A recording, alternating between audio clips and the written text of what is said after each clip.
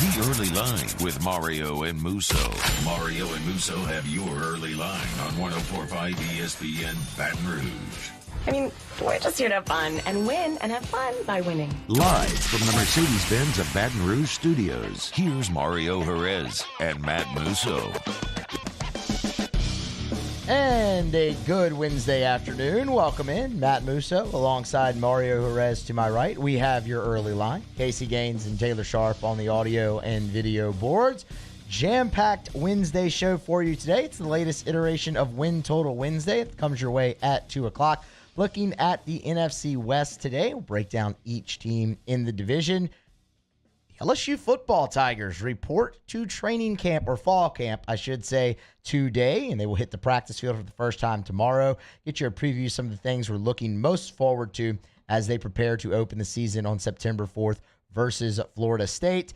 And perhaps the biggest news of the day, Tyrann Mathieu back on the field, back with the Saints at training camp. We'll break all of that down. So glad you're here with us. A full Wednesday show. I'm ready to get started. Mario, how are you? I am awesome, Musso. Training camp, fall camp, tomato. The important thing is football is back as hell. And baseball is in full swing too. Shout out to the Angels and Athletics for going under 7.5 runs yesterday. And shout out to Ryan Feltner for going under 4.5 strikeouts. So the vibe's really good on this side of the desk. How are you, my friend? I'm doing great, man. Football, talking season. This is peak talking season now, right? With the Saints on day 7 of training camp wrapped up today. LSU reporting to camp. This is the peak of talking season. We'll enjoy it for now, but come probably this time next week, unless something major pops off, I'm going to probably be sick of tired and ready to start breaking down games. Yeah. Talking season, while this is the peak, it also wears very thin in August, quickly. Well said, man. We're close enough to get excited about it, I feel like, but we're also far away enough to keep giving crazy takes, which I'm sure we will do on the show today. That is true. So you heard Mario there say he went 2-0. We're going to try to keep the winning going here on Early Line. Started off with our daily spread presented by Suspense Games. Daily spread. What are Mario and Musso watching tonight? I'm talking about big money. Real big money. This is our daily spread. So really early slate in Major League Baseball today. Getaway day kind of around the league, but there's a pretty decent night slate as well. So we'll start with a game starting at 6:45 Central. That's the Cubs at the Cardinals. We're looking at no runs in the first inning, -120. Pretty good value here with this play. Justin Steele versus Miles Mikolas. So we featured Mikolas a lot, right? Haven't really featured Justin Steele that much. Flown under the radar, though. 15-4 no runs first inning record on the season. The opponent hitting just .227 off the Cubs lefty, and 80 first inning batters have drawn just 5 walks. We are very familiar, however, with Miles Mikolas. 17-4 no runs first inning on the year. He's 1-1 versus these Cubbies team. The Cardinals right-handers held the opponent to a 167 batting average against and walked just 5 in the first inning. Also worth noting, Steele 1-0 versus the Cardinals this season in the first inning. The Cubs pitching staff, they're kind of on fire when it comes to no runs in the first inning. Steele has been a part of that. 8 straight shutout firsts as a staff for the Cubs. 5 straight shutout firsts for the Cardinals. Then there's the lineups as another reason to like this because they've been struggling as well. The Cubs have pushed across a run in the first in just 1 of their last 10. The Cardinals in just 2 of their last 10. 120 minus $1.20 feels like a pretty good price here. Good value. So we ride. Cubs Cardinals, no runs first inning. Let it ride, baby. Just one baseball play for your boy here today. I'm looking at under 6.5 runs in Reds versus Marlins tonight. This is at -125 odds. 5:40 first pitch from Miami, and betting the under on the lowest run total of the day, Musso, sometimes could be uncomfortable, but these are 2 bad teams with 2 bad offenses. So I feel pretty good about this one because Marlins starter Sandy Alcantara has a 1.99 ERA through 21 outings this season, and I don't see him getting much run support tonight. The Marlins have scored just 5 runs in their last 4 games combined. Meanwhile, on the other side, Reds pitcher Mike Minor has struggled all season. All you got to do is look at his ERA, which is at 6.31. And for him, Cincinnati is 3-0 straight up in its last 3 games. Don't think he's getting much run support because the Reds have only scored 4 runs combined in those 3 games. So I'm not intimidated by the small number, not overthinking it, going under 7 runs in Reds versus Marlins. Yeah, so I also have a play in the Marlins game back in Sandy there. We'll take him on the money line. We'll parlay that with the Angels. Shohei Ohtani going up against the Athletics. Shohei, I mean, look, he's been really, really good. We've backed him a lot as of late. He's the best chance the Angels have to win every single game. It's a little concerning, no Mike Trout, but James Caprillion, he hasn't been great. He hasn't been terrible this year, but he hasn't been great. Shohei has. He's really had one bad inning. That was the 7th inning against the Braves where he gave up 7 runs. Before that, it was shutout baseball. And he bounced back really nice against the Rangers in his last outing, going 6 innings, only giving up 2 runs. Did get a tough luck loss because, well, the Angels just can't score. So he's their best chance. Facing the Athletics, we'll fade the Athletics, take the Angels on the money line, fade the Reds, and back the Marlins on the money line. You parlay that together, comes out to about plus 111, so just better than even money. Shohei staying in LA. Let's see how that works out for him. Showtime Ohtani. Yes, sir. And for my last play here, I'm going with the little NFL's future bet, Musso. And full disclosure, I still think he's going to be really good this season, but I'm going over 13.5 interceptions for one Jameis Winston in 2022. This is just for the regular season, just so people know. And we had to note, Musso, that in Jameis's last full season as a starter, he threw 30 interceptions. That's just a fact. That's something we had to note here. But in the 4 seasons leading up to the 30-30 year, he also had 14 or more interceptions 3 out of those 4 years. So that could definitely be a good argument for the over. But I'll also point out that that was Tampa Jameis. Let's talk about New Orleans Jameis just for a second here, because he had 14 touchdowns, 3 interceptions through 7 games and 1 quarter in 2021. He went down early in the second quarter in that game against the Buccaneers, and up to that point, I thought Jameis was doing an excellent job, and the numbers definitely reflect that. He did a really good job of playing within the framework of what the Saints wanted him to do. He was taking care of the football, and the Saints were winning. He was on pace for way less interceptions than this number. We know that. But all of that being said, I think I'm going over on the prop here because the logic that I'm using is the Jameis Winston experience, I think, could go the way that we all want it to. The Saints can have success, and he could ultimately be a really successful quarterback. But Jameis also kind of is who he is, and I think he's going to throw some picks along the way. That's just going to happen, and the important thing for Jameis Winston is to respond well to those mistakes. Don't let it snowball. That's what good quarterbacks in the NFL do. Speaking of, here are some successful quarterbacks from last season who threw 14 or more interceptions in 2021. Matt Stafford, Super Bowl champ, he threw 17. Josh Allen threw 15 for the Bills. Justin Herbert threw 15 for the Chargers. Derek Carr threw 14 for the Raiders. And Joe Burrow threw 14 for the Bengals before he sparked them to that Super Bowl run. So all those guys considered great quarterbacks in the NFL. I still think Jameis can be great himself, but he is going to throw some picks along the way. It's just going to happen. So I would go over 13.5 interceptions for Jameis Winston 2022 regular season. That is our daily spread here on Wednesday, August the 3rd. It's brought to you by Suspense Games.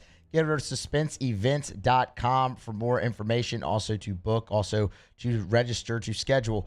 Head over to Burgersmith tonight in Jubin Crossing. They'll be there for trivia. It's their 3rd and final trivia night of the week. And if you can't make it, again, get over to suspenseevents.com. Book a trivia game show. They will come to you. They can tailor it to any topic that you want, any theme that you want. Spencer, Tyler Hunt, they do a fantastic job. SuspenseEvents.com. Check them out. Tell them you heard it here on Early Line. Shout out to the host, Tyler and Spencer Hunt, and a shout out to Robert as well, who handles all the technology. Like Musso said, they will be at Burgersmith tonight. Go check them out for live trivia. Also, whether you're looking for an extra competitive game night, some unique team building, or you want to take your party to a whole new level, Suspense Games is always ready to bring a live game show experience right to you. They have lights, they have podiums, they have confetti. It's just like you're on television. So check out their website at suspenseevents.com and upgrade your game night tonight with Suspense Games. Gonna grab a break, come back on the other side. Win Total Wednesday, looking at the NFC West. That's next. Early Line, 104.5 ESPN, Baton Rouge. Mario and Musso, the Early Line. Our listeners fire off their opinions on the jimsfirearms.net hotline at 499-1045. Keep listening for your next chance to shoot us your thoughts with the jimsfirearms.net hotline on 1045 ESPN Baton Rouge.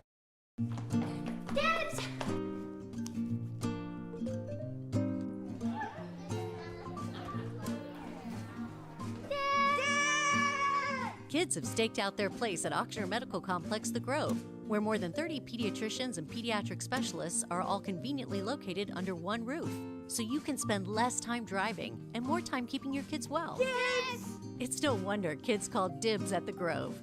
Ochsner Health Center for Children.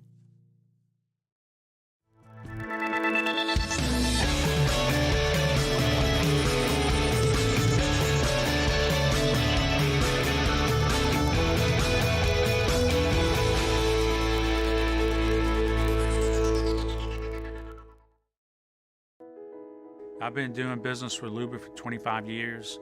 They're dependable, trustworthy. It's just the attention to detail with our clients. Our folks have years and years of experience. They're highly trained professionals, but many companies have that asset. What I'd like to think makes Luba a bit different is that we use those talents in a way that truly is dedicated to serving the needs of the folks who depend on us.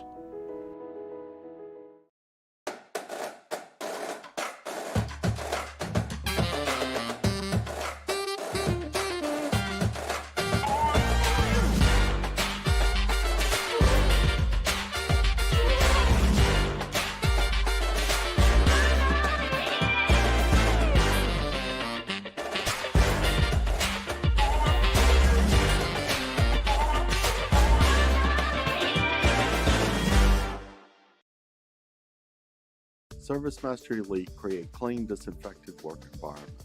As a local business, we take pride in serving the New Orleans and Baton Rouge areas. Our cleaning protocols follow CDC and OSHA standards for healthcare settings, offices, senior living, restaurants, and industrial plants. Contact ServiceMaster Elite to get your operation ready for reopening with germ disinfection cleaning. ServiceMaster Elite, the trusted choice in professional cleaning since 1996. It's no secret. The best oysters in Baton Rouge are at Jolie Pearl Oyster Bar. Enjoy mouth-watering South Louisiana flavor and oysters from all over the country. And don't forget our nightly drink specials.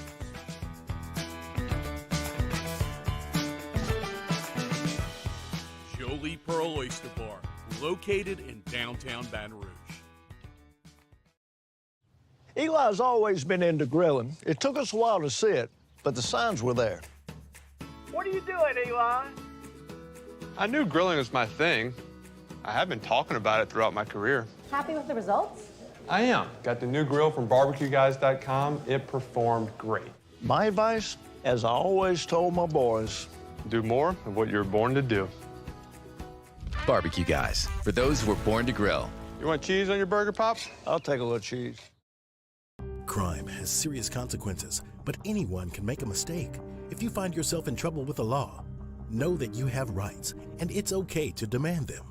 The law offices of O.C. Brown are here to protect you and your rights.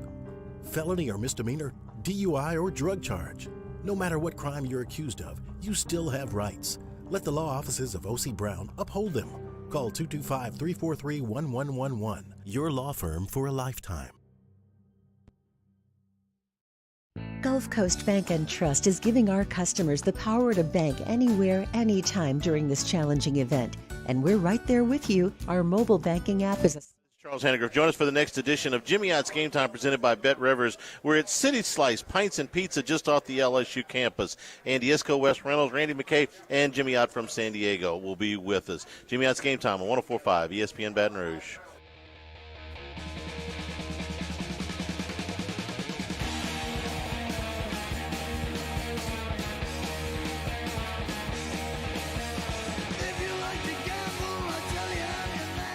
Early Line with Mario and Musso. 1045 ESPN Baton Rouge. It is report day at fall camp for the Fighting Tigers of LSU, and we will talk college football in the next segment. But for now, it's time for another edition of Win Total Wednesday. And today, Muso, we are looking at the NFC West. This is a division that the Rams are favored to win coming into 2022, and the win total for the defending Super Bowl champs is at 10.5. The 49ers right behind, their win total is at over under 10.0. Arizona Cardinals over under 8.5, and the Seattle Seahawks in the basement, at least for now, over under 5.5 wins. And the way I want to start the segment, Muso, it's okay if you agree, it's okay if you disagree, but I'm really high on the 49ers coming into this season, and I think they'll hit this number, and ultimately I think they win the division. This is a team that went 10-7 straight up in the regular season last year, but they got hot towards the end. They made a run in the playoffs, and they lost in the NFC Championship game to the Rams, who went on to win the Super Bowl. Now, looking at this season for the 49ers, the back end of their schedule is rough, and the schedules are rough for every team in this division. But looking at the beginning of San Francisco's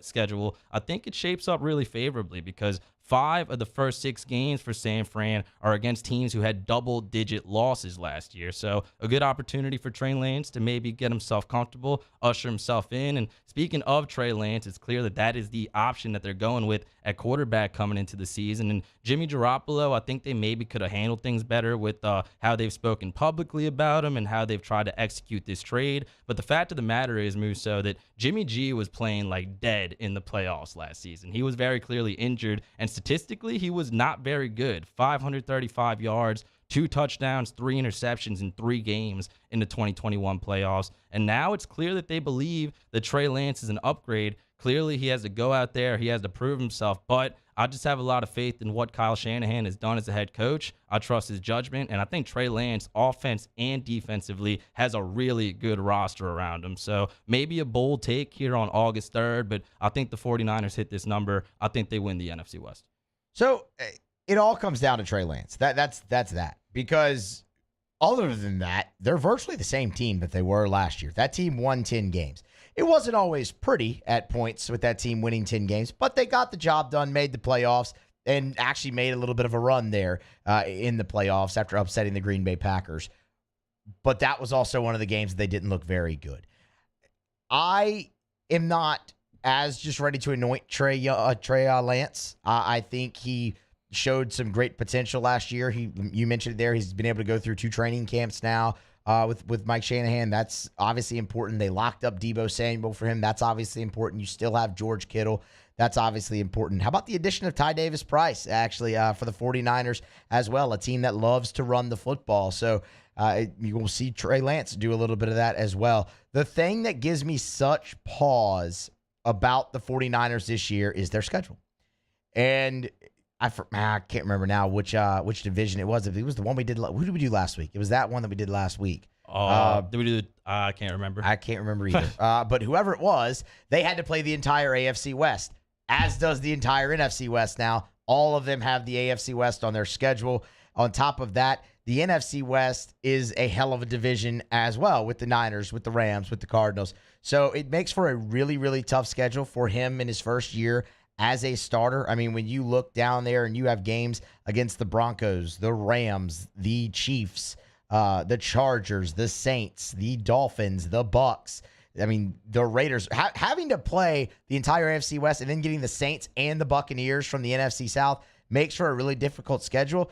That being said, they are favorites right now in 10 out of the 17 games you play. But with that schedule, a first-year starting quarterback, I lean toward the under. That's fair. That's definitely the argument for the under. But like you said, they're favored in those games for a reason. All those teams are going to be, or they should be afraid to see San Francisco on their schedule. And it's a big if. It's the most important position, quarterback. And Trey Lance needs to go out there, show that he can do it for a full season. But this roster is stacked. Like I said, offensively and defensively. This was the 7th best rushing team in the NFL last year, and they had a revolving door at running back. Like, I tried to pick up a fantasy running back from San Francisco, and it just never worked out because it was too unstable. I think off the bat, I'd make the argument that TDP is already the best running back on that roster. And I know Elijah Mitchell has had flashes here and there. Trey Sermon was really good in college in Ohio State. He hasn't done very much in the NFL. I think TDP fits in seamlessly with what they have have going on over there. And then all the weapons available for Trey Lance. Brandon Ayuk, Deebo Samuel, who just got the bag. Jawan Jennings, shout out to Uncle Vern Lundquist. He caught the Hail Mary in that Tennessee game. And then defensively, this is a team that kind of willed them that far last season. They're one dropped interception away from making the Super Bowl. And I had the 49ers money line in that one, so I'm still kind of feeling that one a little bit. But defensively, stars at pretty much every position. When you talk about Nick Bosa and Javon Kinlaw and the secondary that they have, which Chavarius Ward, there we go, and Emmanuel Mosley, a cornerback. Like, this is a stacked roster, and Trey Lance will need to take his licks along the way. But ultimately, I would make the argument this is the best roster in the NFL. And I think Trey Lance is young, but ultimately he'll be able to utilize that, much like the Chiefs did a few years ago when they had Alex Smith, then they had Patrick Mahomes coming in. Mahomes sat on the bench most of his rookie year, but his second season, Andy Reid saw that he was ready. They put him in, and Alex Smith was good for that team, but Mahomes was an immediate upgrade. I'm kind of sensing the same thing with the 49ers. I mean, the parallels there are evident, but we'll wait and see. I mean, that worked out extremely well for the Kansas City Chiefs, didn't it? But I'll tell you what, I'm just really interested to see if they can win without Jimmy G. I mean, I know it's a stupid narrative, and I like to laugh at it a lot, but numbers are numbers in a sense. So they can put that to bed too with Trey Lance going out there and showing out. They were extremely high on him last year as well. It's his time now, so we'll see.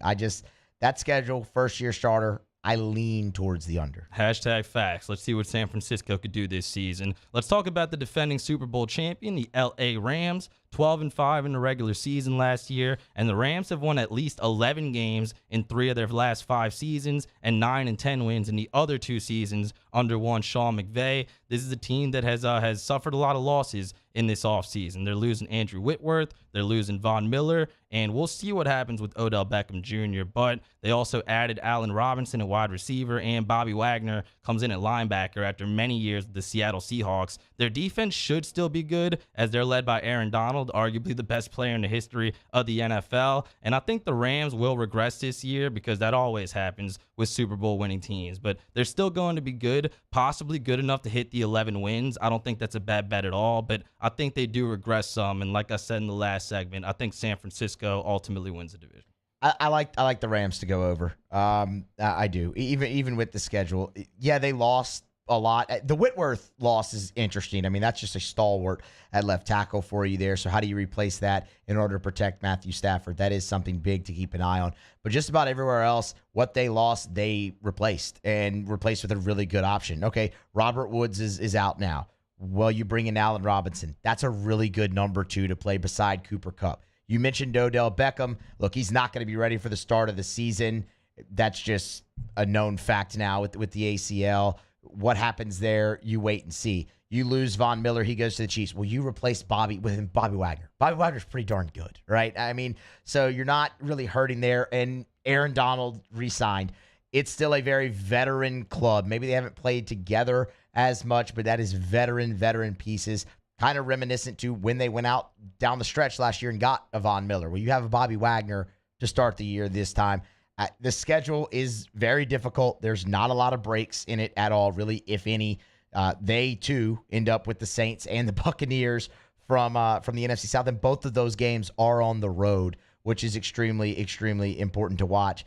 But I like them to go over. I like the veteran mentality of this team heading into 2022. Yeah, I think Matt Stafford is kind of similar to Jameis Winston. He is a gunslinger, and he led the NFL, I believe, at the end of the regular season. It was tied for the lead in interceptions, but I think his defense kind of had his back. Not saying they were lucky, but they definitely had some good breaks along the way in that Super Bowl run, and I think this season maybe the ball doesn't bounce their way as much. And they're still really good. Maybe they still hit this number, but ultimately I do think San Francisco is the best team in the division. Talking about the Arizona Cardinals, Musso, they're up next, over under 8.5 wins, minus 115 odds for the under, minus 105 odds for the over. And this is a team that also added a lot, but also lost some significant pieces. A lot of new faces for the Cardinals this year because they add Hollywood Brown, the receiver from the Ravens, also got Zaven Collins in the draft, the linebacker. They added a tight end, Trey McBride, in the second round of this draft, and they also got our good friend Darrell Williams in there in the backfield at running back. They lost Chase Edmonds. He's all to the Dolphins. Wide receiver Christian Kirk got the bag from a different team. He's no longer with the Cardinals. And they also lost Jordan Hicks and Chandler Jones, two guys that I thought were pretty underrated on that defense. But when you're talking about this team, you can't not talk about what happens every year with Cliff Kingsbury, and that is that the Cardinals usually get all to a really good start, and then they usually falter down the stretch. Last year, they started 7-0 straight up, but they finished the season 4-6, and that's what we've seen throughout the career of Cliff Kingsbury. I love reading out this stat because it's kind of crazy. 2019, Kingsbury's first season in the NFL, the Cardinals start 3-1, but then they went 2-7. They finished 5-10. They missed the playoffs. 2020, Arizona starts 6-3. Then they go 2-5. They finish 8-8. They missed the playoffs. And then last year was the most extreme case we saw of this. They started the season 10-2. They were flying high. The number one seed was definitely within reach. And then they went 1-5 straight up, including a loss to the Detroit Lions. So they did actually make the playoffs this year, but they got embarrassed 34-11 at the hands of the eventual Super Bowl champion Rams. So the schedule is really tough for Arizona, just like it is for every team in this division. And they won't be embarrassingly bad. They still have some talent, but 8-9 sounds about right to me. And they've had a bad offseason, in my opinion, not just with the additions and the subtractions, but everything that's going on off the field as well. Their quarterback, multi-million-dollar quarterback, had a clause in his contract literally forcing him to do homework. So not feeling very good about that situation. I would go under or push at best with the Arizona Cardinals. And then because they got trolled so hard, they removed the clause from the contract, which seems kind of counterintuitive, but they didn't ask me. What we are talking about is their win total, and I'm with you. I think they go under. You mentioned everything that they lost. I think perhaps the biggest loss is losing DeAndre Hopkins for the first 6 games of the season. When you look at the schedule, the first 5 games, 4 out of those 5 are against playoff teams from last year. You open at home versus the Chiefs, you're an underdog. At the Las Vegas Raiders the week after that, you're an underdog. At home versus the Rams, you're an underdog. It is not inconceivable that the Cardinals start 0-3, and if they do that, it is a major uphill climb. They have a late bye. They will play 12 straight games, including a trip to Mexico City to play the 49ers before they even get to that bye. And also, they draw the Buccaneers, the Saints, as well as the Falcons and the Panthers. That's 2 top end. You have to play the AFC West and then the top end of the NFC South. That's just tough. We talked about it with each of these teams so far. I look at the Cardinals as an under team. Lost too much. No Hopkins for the first 6 games of the season. That's a major, major loss for Cliff Kingsbury. And what you just mentioned, they fade down the stretch anyway. So if they get off to that slow start, the under almost feels like a lock. Yeah, second half of the season, betting against the Cardinals has usually been a good thing, as long as Cliff Kingsbury has been the head coach. Go ahead. Tailing off in the rear here, I was going to start talking about the Seahawks. Well, hold on one second. And you can get under on the Cardinals at minus $1.15, which is still very good value there. Yeah, hashtag great value. Like we said, the Seahawks at the bottom here, over under 5.5 wins going into 2022. And this is a futures play that I made during a daily spread a couple of weeks ago, actually. I feel really good about the under for Seattle here. And their schedule is really rough. They have the toughest schedule this year in terms of distance traveled. No team in the NFL has to travel more than the Seattle Seahawks, and the players that are traveling for this team, I just don't think are very good. Like, you have a few good pieces on offense with Metcalf and with Lockett, but whether it's Drew Lock, whether it's Geno Smith at quarterback, I do not feel good about that situation. And then their defense is a unit. I know they got a new DC. They're trying to change some things up, trying to feature Jamal Adams a little bit more, but Jamal Adams is pretty much all they have on that side of the ball. And you pair that up with a really tough schedule, both in terms of quality of opponent and in terms of distance traveled, I like the under for the Seattle Seahawks in 2022. Yeah, I'm just going to stay away. I mean, it's hard to... Over is minus $1.40. It's the favorite here. I don't really see that. It's a tough schedule, but, I mean, Vegas they know things. Drew Lock is serviceable at quarterback in this league. He's not great.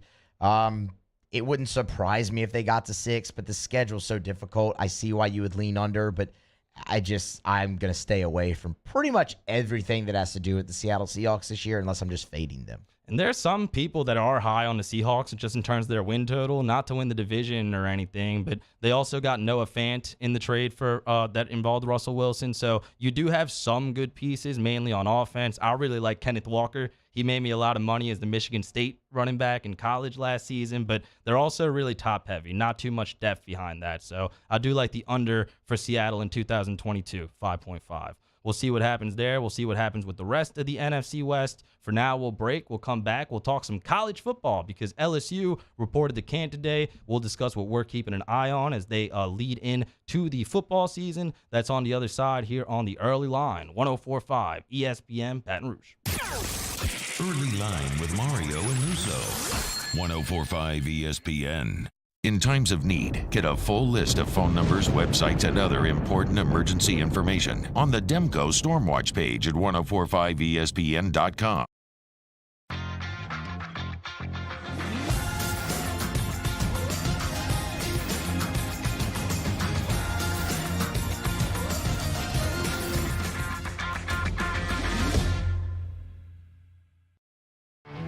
There it is, the extra mile. On the border of expected and extraordinary for those willing to go further, like vans customized for work or play, with safety and tech to keep you connected, supported by a 5-star sales, service, and finance team, and backed by the 1-star you know. So go the extra mile. It's never crowded because so few have what it takes to go there. Mercedes-Benz Vans.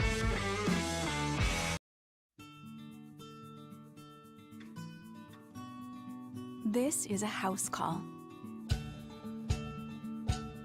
This is a follow-up appointment. This is a diabetes checkup. This isn't just more convenient care, it's more advanced care. This is innovating healthcare at Louisiana's #1 hospital, Ochsner. I've been doing business with Luba for 25 years. They're dependable, trustworthy. It's just the attention to detail with our clients. Our folks have years and years of experience. They're highly trained professionals, but many companies have that asset. What I'd like to think makes Luba a bit different is that we use those talents in a way that truly is dedicated to serving the needs of the folks who depend on us. Are you a licensed contractor? There's lots of good contractors in Louisiana doing work the right way, but unfortunately, too many unlicensed contractors are working outside the licensing requirements. Working as a contractor in Louisiana requires a license for the company doing the work.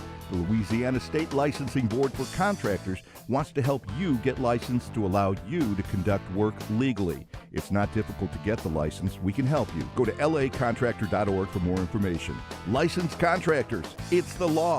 Gulf Coast Office Products is a nationally recognized Savin office equipment dealer based right here in Louisiana. Over 100 employees strong, Gulf Coast has the boots on the ground to support all vertical markets from education, engineering, legal, and finance. With the latest in office technology from desktop to production segment units, Gulf Coast and Savin have the perfect fit for you. Call 225-756-2644. That's 756-2644 for Gulf Coast Office Products. ServiceMaster Elite create clean, disinfected work environments. As a local business, we take pride in serving the New Orleans and Baton Rouge areas. Our cleaning protocols follow CDC and OSHA standards for healthcare settings, offices, senior living, restaurants, and industrial plants. Contact ServiceMaster Elite to get your operation ready for reopening with germ disinfection cleaning. ServiceMaster Elite, the trusted choice in professional cleaning since 1996. It's no secret, the best oysters in Baton Rouge are at Jolie Pearl Oyster Bar. Enjoy mouth-watering South Louisiana flavor and oysters from all over the country. And don't forget our nightly drink specials.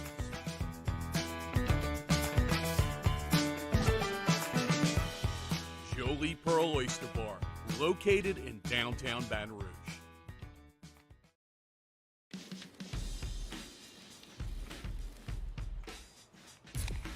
Light beer shouldn't taste like water.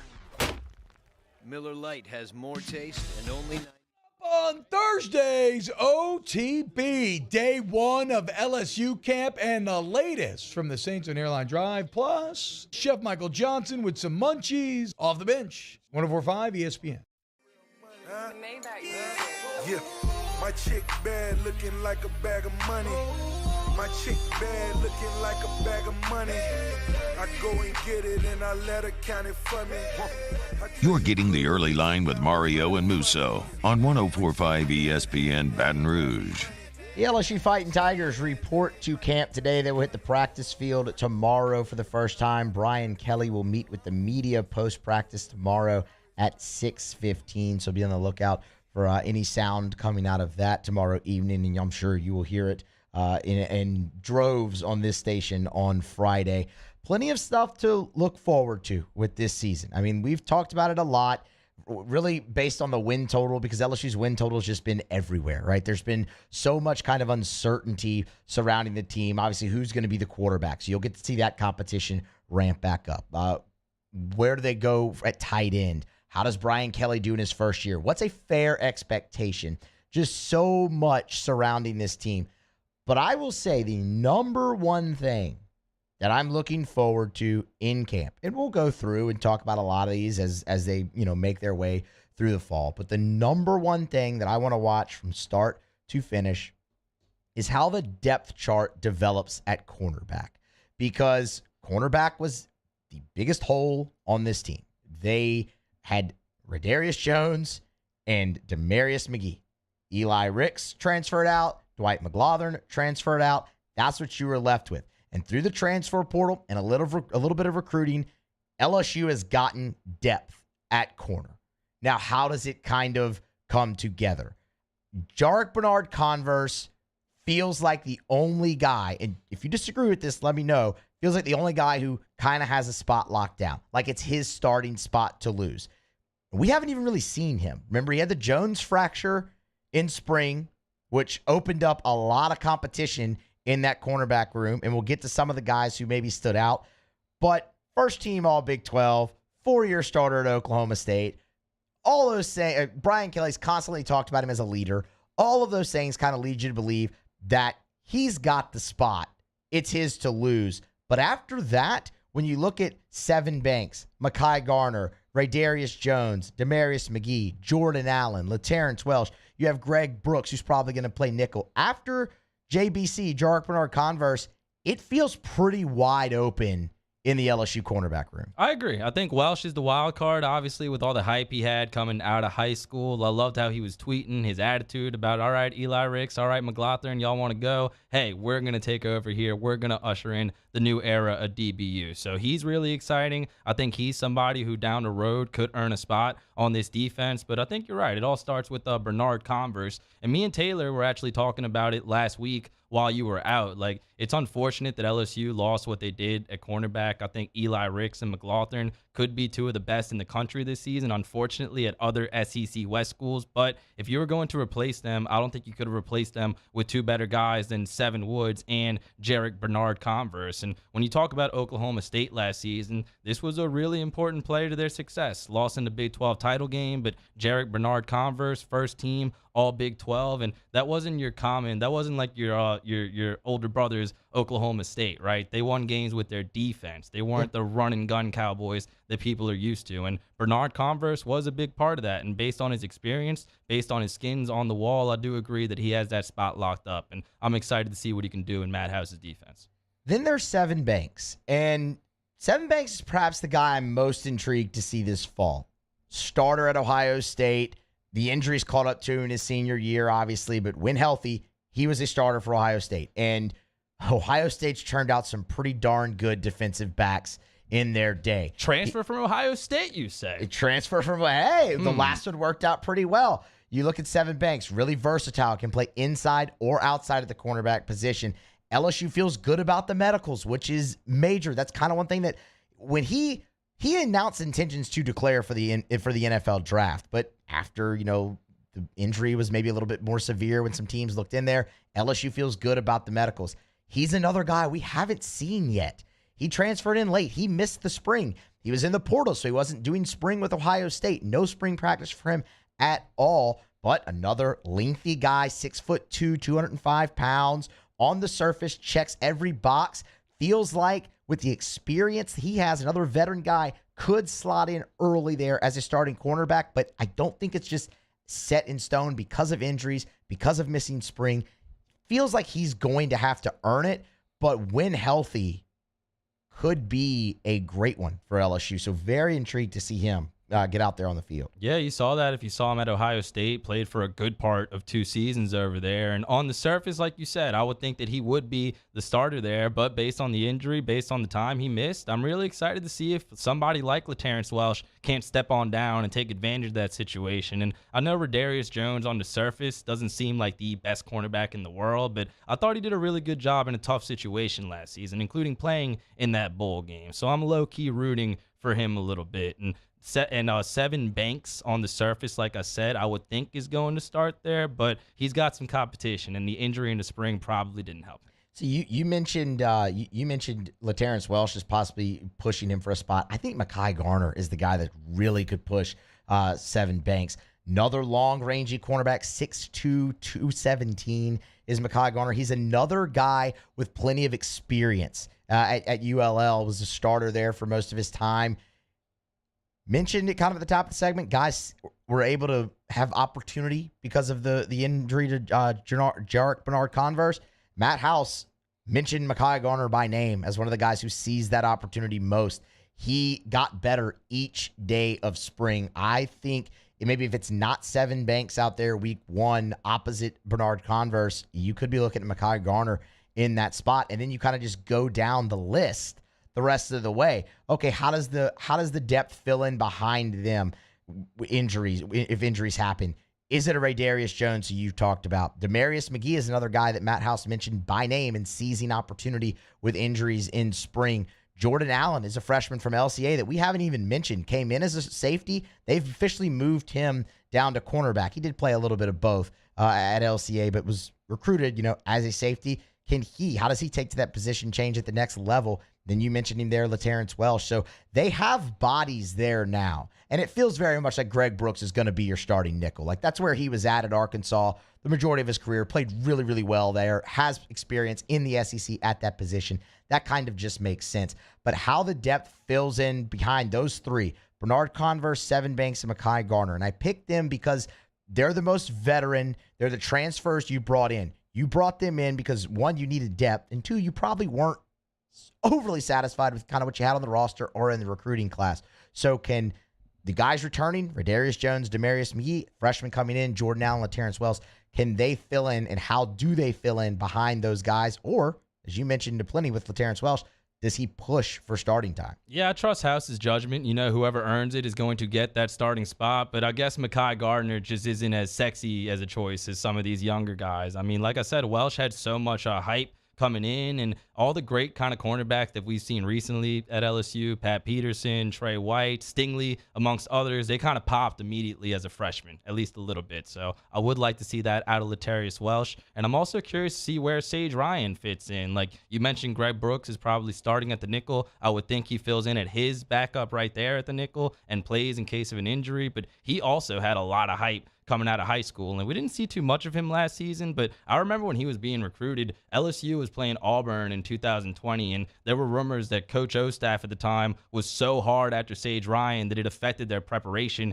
going into that Auburn game. So some of these young guys in the secondary have a lot of upside. Maybe the veteran experience wins out like you're saying, but there's a lot of potential with some of the younger guys in the secondary, and I'm curious to see how much of it pops off in 2022. There is, and Sage Ryan performed quite well at nickel for LSU last season. I mean, that was one of the kind of defining moments where the defense took a turn last year. Was when Sage Ryan kind of stepped into that role, and it was again out of necessity with injuries. You ended up with moving Flott to the outside and moving Sage Ryan down into the slot. Another guy who's interesting, and it was asked in the chat about Jordan Tolles, and that's kind of the wild card. And I know Jordan Tolles is a safety, but because of injuries, he played some corner out of necessity in spring, and Matt House was pretty complimentary of what he saw. You haven't really seen much of Jordan Tolles on the field so far at his time at LSU, and it has been a pretty crowded safety room, and that doesn't really change right now. So maybe there is a potential for him to push for some playing time there. I'd consider him more of a wild card there, though, just because it was pretty much kind of out of necessity that Jordan Toles was playing some cornerback there in the spring just due to some injuries. Yeah, you saw his name. He was complimentary of him. Yeah. Matt House. Like I said, all these guys, I think, deserve a lot of credit for the situation they were put in last season and even going into this offseason. But it'll be interesting to see what he can do. Also, I don't think we can go the whole segment without mentioning Jay Ward. They were considering moving him positions, but he's done a really good job in some really bad defenses the last 2 years. And with the rest of the unit beefing up, with Matt House coming in, I'm curious to see what Jay Ward can do as his final act here at LSU. I would leave Jay Ward at safety, though. I mean, he's really taken to that position well since he was moved there in the last fall. I believe it was last fall when he moved to safety. He just really took to. He was the only defensive back, I feel like, that stayed healthy all year last year for LSU, minus Cordell Flott. I would also leave him at safety. I think the football instincts with Jay Ward are just unbelievable. You saw it even as a freshman. He had the big block punt against Arkansas. He's somebody who plays really good in open space. So I would also leave him at safety. And also just in terms of being a veteran leader, I think he takes a big step in that regard this season because people will be looking for him to lead. And this is a defense that has some new faces, has a new coordinator. But like I said, the last few years have been tough on that side of the ball, and Jay Ward has been one of the only constants. That is very true. I mean, he's been great. So that's kind of very interesting. How does the depth chart develop at cornerback? Probably the thing I'm most interested to see in the fall, because you could say quarterback and sure, whatever, but it's going to be one of the three, and you'll probably see all three of them before the year is over. So that takes a little bit of the intrigue away from that for me, honestly. The guy who takes first snaps might not be the guy starting in 2 weeks. So we'll just wait and see. That I don't know if that's going to really be fully decided when fall camp is over. But cornerback, the depth chart there, it should be. And it should be a very interesting battle. We'll grab a break, come back on the other side, close out a Wednesday edition of Early Line right here on 104.5 ESPN Baton Rouge. The Early Line, 104.5 ESPN Baton Rouge. This week on DropBiscuit.com or wherever you listen to podcasts is our new series, Pops, the Louis Armstrong story. Pops is brought to you by New Orleans & Company. Check out NewOrleans.com and come visit New Orleans. This isn't just another day. It's so much more. Kelly's life was put on hold when her auctioneer primary care doctor discovered a rare blood disorder. Her doctor connected her to an auctioneer care team of cancer, heart, and kidney specialists. With multiple primary care locations around Baton Rouge, same-day appointments, and online scheduling, we're relentless about keeping you healthy. Auctioneer Baton Rouge, innovating healthcare for Kelly. I've been doing business with Luba for 25 years. They're dependable, trustworthy. It's just the attention to detail with our clients. Our folks have years and years of experience. They're highly trained professionals. But many companies have that asset. What I'd like to think makes Luba a bit different is that we use those talents in a way that truly is dedicated to serving the needs of the folks who depend on us.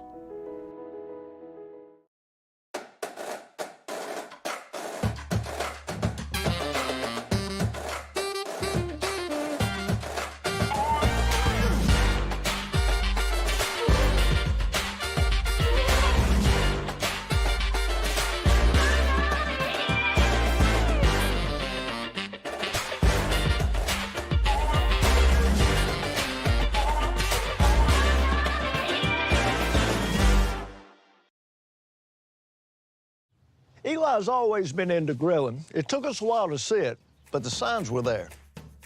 What are you doing, Eli? I knew grilling was my thing. I have been talking about it throughout my career. Happy with the results? I am. Got the new grill from barbecueguys.com. It performed great. My advice, as I always told my boys, do more of what you're born to do. Barbecue Guys, for those who were born to grill. You want cheese on your burger, Pops? I'll take a little cheese. Crime has serious consequences, but anyone can make a mistake. If you find yourself in trouble with the law, know that you have rights, and it's okay to demand them. The law offices of O.C. Brown are here to protect you and your rights. Felony or misdemeanor, DUI or drug charge. No matter what crime you're accused of, you still have rights. Let the law offices of O.C. Brown uphold them. Call 225-343-1111, your law firm for a lifetime. Are you a licensed contractor? There's lots of good contractors in Louisiana doing work the right way, but unfortunately, too many unlicensed contractors are working outside the licensing requirements. Working as a contractor in Louisiana requires a license for the company doing the work. The Louisiana State Licensing Board for Contractors wants to help you get licensed to allow you to conduct work legally. It's not difficult to get the license. We can help you. Go to lacontractor.org for more information. Licensed contractors, it's the law. Gulf Coast Office Products is a nationally recognized Savin office equipment dealer based right here in Louisiana. Over 100 employees strong, Gulf Coast has the boots on the ground to support all vertical markets from education, engineering, legal, and finance. With the latest in office technology from desktop to production segment units, Gulf Coast and Savin have the perfect fit for you. Call 225-756-2644. That's 756-2644 for Gulf Coast Office Products. ServiceMaster Elite create clean, disinfected work environments. As a local business, we take pride in serving the New Orleans and Baton Rouge areas. Our cleaning protocols follow CDC and OSHA standards for healthcare settings, offices, senior living, restaurants, and industrial plants. Contact ServiceMaster Elite to get your operation ready for reopening with germ disinfection cleaning. ServiceMaster Elite, the trusted choice in Moscona inviting you to join us for Wednesday's Hump Day AFR presented by Pluckers. We'll get you Saints camp report, the Tigers report for camp, and we'll get you a Florida State preview. Join us Wednesday, 3 to 6, 104.5 ESPN Baton Rouge.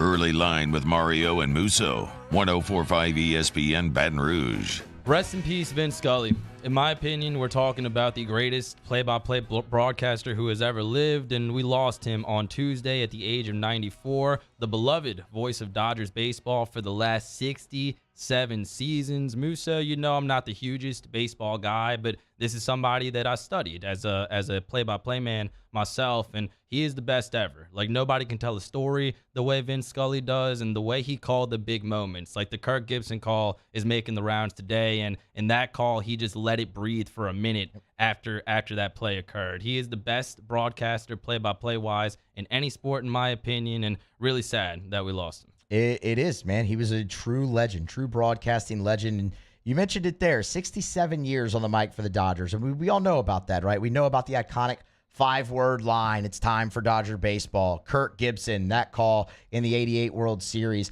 calling Sandy Koufax's perfect games. But it was all the other iconic moments in sports, not just baseball, that he was on the call for, that shows you how many lives he actually impacted doing this. He called the catch, Montana to Clark, in the 81 NFC Championship game. He called Hank Aaron's 715th home run to pass Babe Ruth for #1 all time. Bill Buckner's error in Game 6 of the 86 World Series. He called Masters for CBS from 75 to 82.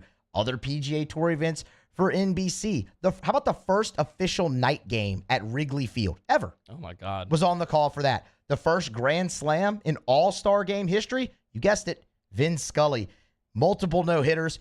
Fernando Valenzuela's no-hitter in 1990. Go look up the call if you haven't heard it. It's awesome. Just a true legend who impacted so many. And Mario, you know, you can't tell the story of sports, not just baseball. You can't tell the story of sports without Vin Scully, without mentioning Vin Scully, because so often he was the one telling us the story as it happened. Yeah, Dodgers fans of like multiple generations, that's how they started their routine. And play-by-play guys, Musso, are so important because they bring the sports to life for everybody listening. Like, they are a necessary tool. And Vince Scully, it's just amazing how good of a broadcaster he was when it came to filling time, because baseball is a sport where you need to do that. And there was a saying that whenever there was 2 outs, Vince Scully was going to start telling a story, and third out was not going to occur until he was well and done telling that story. I've heard a lot of that today. You've seen a lot of those clips make their rounds today of him doing that, telling a story in great detail while still calling the action and not missing a pitch, not missing any key moment in the game, and also not losing any value in the story he was telling. One of a kind, man. There'll never be another like it. And to be on the call for that many great moments, you could say, yeah, you did it for that long. Of course, you're going to run into those.